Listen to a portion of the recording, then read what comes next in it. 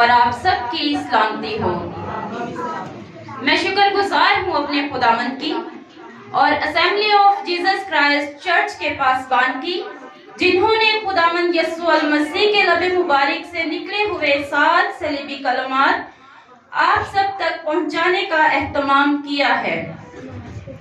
اس میں سے دوسرے کلمے کی سعادت مجھے دی گئی ہے۔ آئے ہم مختصر وقت میں خداوند کے زندہ پاک کلام میں سے سیکھیں گے۔ لوکا رسول کی معرفت لکھا گیا انجیلی بیان، لوکا 23 باب اس کی 42 آیت سے تلاوت کروں گی۔ پھر اس نے کہا، اے یسوع، جب تو اپنی بادشاہی میں آئے تو مجھے بھی یاد کرنا۔ اس نے اس سے کہا، میں تجھ سے سچ کہتا ہوں کہ تو آج ہی میرے ساتھ فردوس میں ہوگا۔ خداوند کے زندہ پاک کلام کے پڑھے، سنے اور سمجھے جانے پر خداوند کی خاص برکت ہو۔ یہ کلمہ تقریباً صبح 11 بجے کے قریب خداوند یسوع المسیح کے لب مبارک سے نکلا۔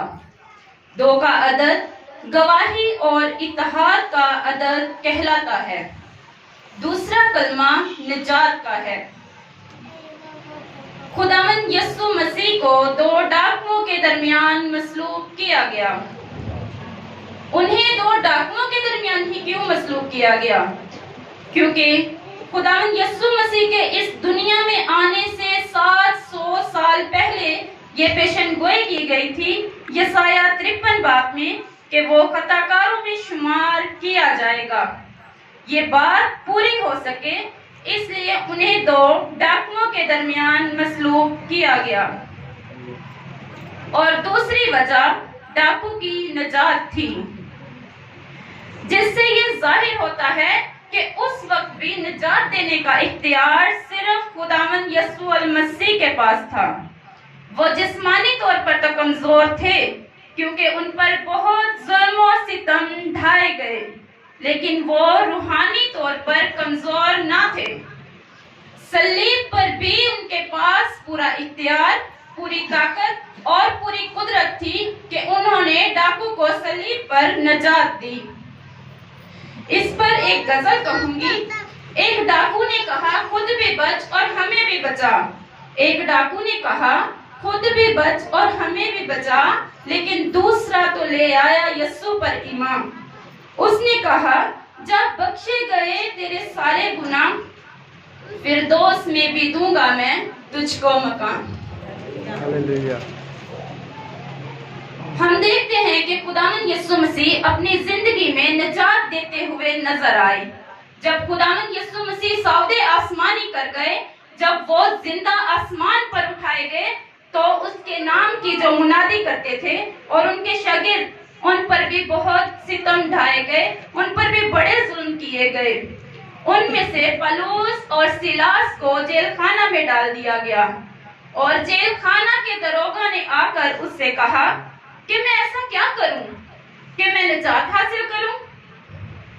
انہوں نے اس سے کہا، اگر تو خداوند یسوع المسیح پر ایمان لائے تو اور تیرا سارا گھرانہ نجات پاؤ گے، کیونکہ ہمارا خداوند نجات دینے والا خدا ہے، اور نجات دینے کا اختیار صرف اس کے پاس ہے جو خود گناہوں سے پاک ہو، جس کے اندر کوئی گناہ نہ ہو۔ وہی لوگوں کو ان کے گناہوں سے نجات دے سکتا ہے۔ اور فرشتے نے بھی یہی پیغام دیا کہ اس کا نام یسوع رکھنا، وہی اپنے لوگوں کو ان کے گناہوں سے نجات دے گا۔ ہم انجیل منورہ میں دیکھتے ہیں کہ ہیکل کے اندر قوموں کے سامنے، لوگوں کے سامنے، قبیلوں کے سامنے کھڑے ہو کر خداوند یسوع المسیح اپنی آوازیں بلند کر کے کہتے ہیں کہ کون ہے جو مجھ میں گناہ ثابت کرے گا؟ کون ہے جو مجھ میں گناہ ثابت کرے گا؟ اور پوری روح زمین پر ایک بھی شخص ایسا نہ تھا جو خداوند یسوع المسیح میں گناہ ثابت کرتا۔ اس میں کوئی گناہ نہیں تھا میرے عزیزوں، وہ بے عیب برہ تھا، جو ہمارے گناہوں کی خاطر کچلا گیا، جو ہمارے گناہوں की खातिर उसने दुख उठाए, मसलूब किया गया, उसे सलीब पर चढ़ाया गया, उस पर जुल्म और सितम ढाए गए ताकि हम नजात हासिल कर सके। सलीब पर उन्होंने डाकू को नजात दी और हमें चाहिए कि हम खुदावंद यीशु मसीह पर ईमान लाएं ताकि हम और हमारा घराना नजात पाएं, क्योंकि इब्ने आदम खोए हुओं को ढूंढने और निजात देने आया है। खुदावंद आप सबको इस कलाम के वसीला से बरकत बख्शे।